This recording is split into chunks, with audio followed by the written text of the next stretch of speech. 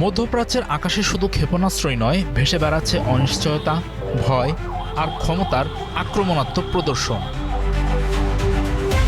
Iran, Israel ও আমেরিকার এই সংঘাত এখন আর কেবল যুদ্ধ নয়, এটি বিশ্ব রাজনীতি, জ্বালানি বাজার এবং ভবিষ্যৎ নিরাপত্তার ভাগ্য নির্ধারণের লড়াই। একদিকে হরমুজ প্রণালীকে কেন্দ্র করে তেলযুদ্ধ, অন্যদিকে কূটনৈতিক অচলাবস্থা ও পাল্টাপাল্টি হামলা।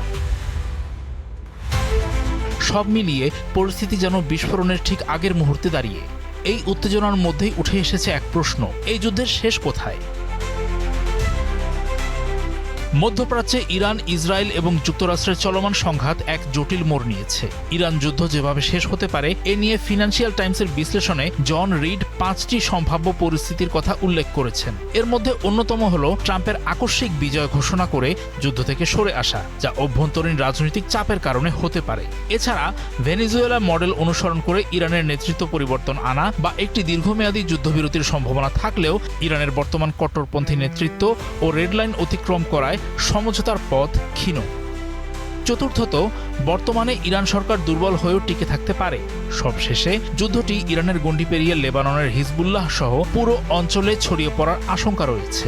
এক্সট্রিম মশার কয়েল প্ল্যান্ট ফাইবার দিয়ে তৈরি, ডেঙ্গু, চিকুনগুনিয়া বাহি সহ যে কোনো মশার বিরুদ্ধে দেয় এক্সট্রিম সুরক্ষা।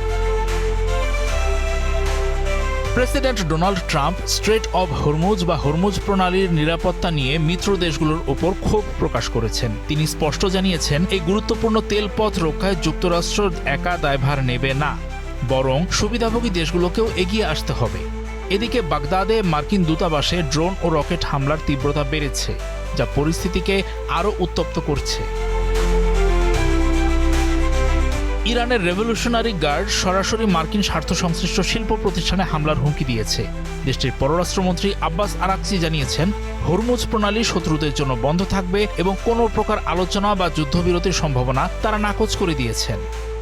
খারাক দ্বীপে মার্কিন হামলার জবাবে ইরান কঠোর হুঁশিয়ারি দিয়েছে। এরই মধ্যে যুদ্ধে প্রায় 200 মার্কিন সেনা আহত হওয়ার খবর পাওয়া গেছে। যুদ্ধের সরাসরি প্রভাব পড়ছে বিশ্ব তেল বাজারে। রয়টার্সের তথ্য মতে ক্যাশ দুবাই তেলের দাম ব্যারেল প্রতি রেকর্ড $153.25 পৌঁছেছে, যা 2008 সালের রেকর্ডকেও ছাড়িয়ে গেছে। মধ্যপ্রাচ্য থেকে এশিয়ায় তেল রপ্তানি ফেব্রুয়ারি মাসের তুলনায় প্রায় 32% কমে গেছে। জাপান, জার্মানি এবং ইইউ সরাসরি এই যুদ্ধে জড়াতে অস্বীকৃতি জানানোয় কূটনৈতিক ও অর্থনৈতিক মেরুকরণ আরও স্পষ্ট হচ্ছে।